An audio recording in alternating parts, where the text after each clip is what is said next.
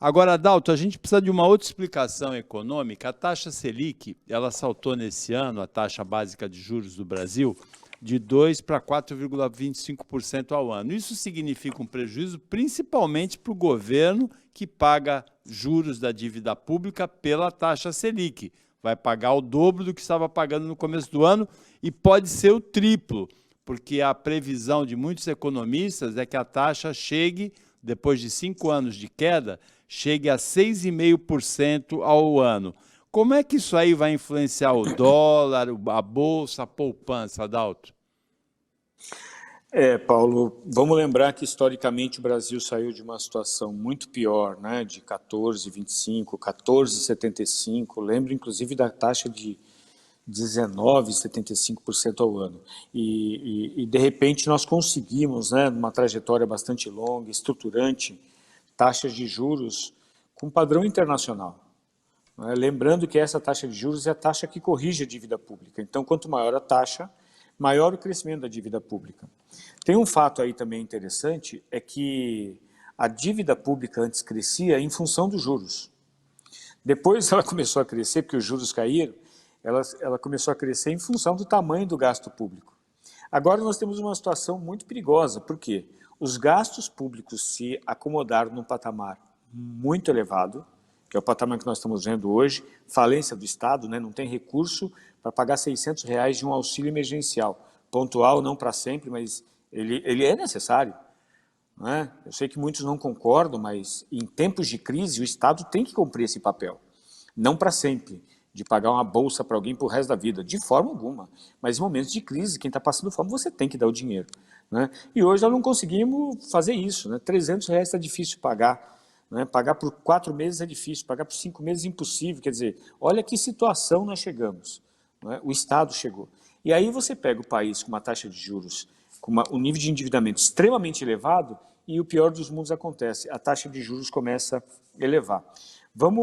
E não tem saída, né? Essa taxa precisa subir nesse momento para conter a pressão inflacionária. Não é? Óbvio que não dá para explicar muito bem o mecanismo, mas seria um prazer enorme, porque quando a taxa de juros eleva, não é? O governo, na realidade, ele capta recursos do mercado que buscam essa taxa de juros. E isso reduz pressão inflacionária, pressão de consumo. Só que um mundo muito ruim com relação a isso é que parte dessa pressão inflacionária que está se estabelecendo, mas que principalmente vai se consolidar, são de produtos estruturantes, por exemplo, energia elétrica, que tem um efeito devastador na economia, né? Porque sobe o preço da energia elétrica, você sobe o custo da produção de carne, não é? Ele é devastador. Então, é um efeito estruturante que precisa ser combatido com uma política estruturante de elevação da taxa de juros. Isso é muito ruim. Agora, qual que é o efeito disso no câmbio? Primeiro que, com uma taxa de juros mais elevada, há uma tendência de uma redução dessa pressão por desvalorização, do dólar ficar aumentando ad eterno. Você percebe que o dólar, inclusive, agora chegou num outro patamar, que é o patamar de março de 2020. Não é? Ele ainda vai, com certeza, subir um pouquinho, ele não vai ficar nesses 4,70, ele vai voltar a subir, mas ele rompe uma trajetória a caminho dos R$6. Não é? Isso, para nós, é importante porque, com o dólar mais não tão pressionado, não é? Você tem uma redução das pressões inflacionárias de produtos importados, e o Brasil precisa disso também, ninguém mais é autossuficiente, discurso de conto da carrochinha, né? O mundo é mais complexo do que falar, não devemos importar, sim, nós precisamos importar sim, mas nós precisamos exportar, nós precisamos fazer a nossa dever de casa. Se o Brasil hoje não constrói carro, ele monta carro, e hoje parte, inclusive, das peças, a quase totalidade vem de fora, isso é culpa nossa.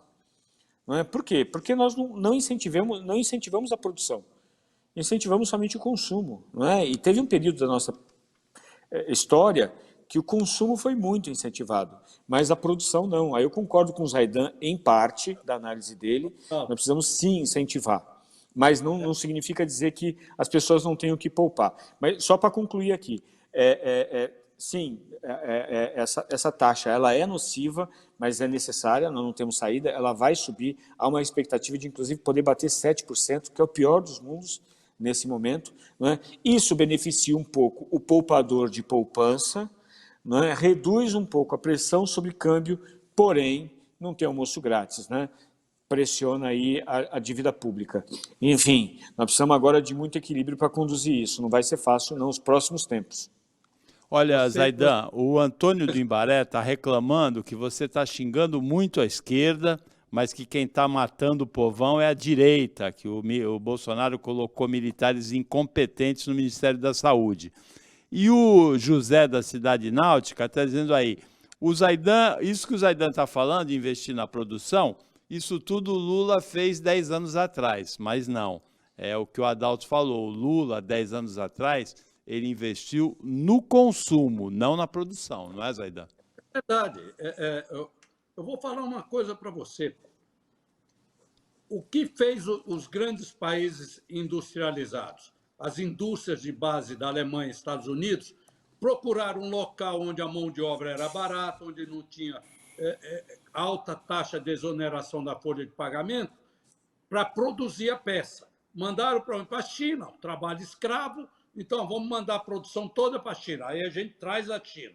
E o Brasil também fez isso. Grandes empresas brasileiras, de amigos meus que eu conheço, já foram montar, até montagem de calçado, que Franca e o Rio Grande do Sul, grandes montadores de calçado, mandaram para a China, porque ela é barato. Então nós temos que fazer uma produção mais barata, como desonerar a folha de pagamento. Não é possível que você paga R$100 para um funcionário e esse mesmo funcionário tem que pagar mais 100 para o governo.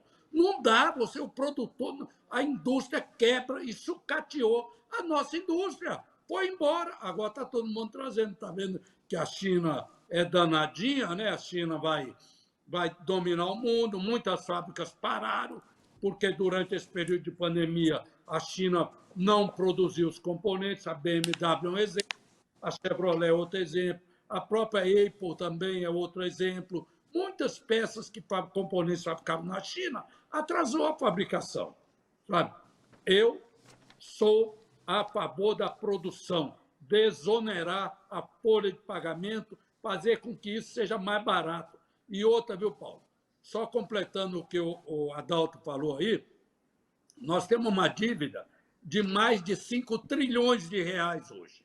Você coloca aí 6% nisso daí, vê quanto nós vamos pagar por ano, Adalto.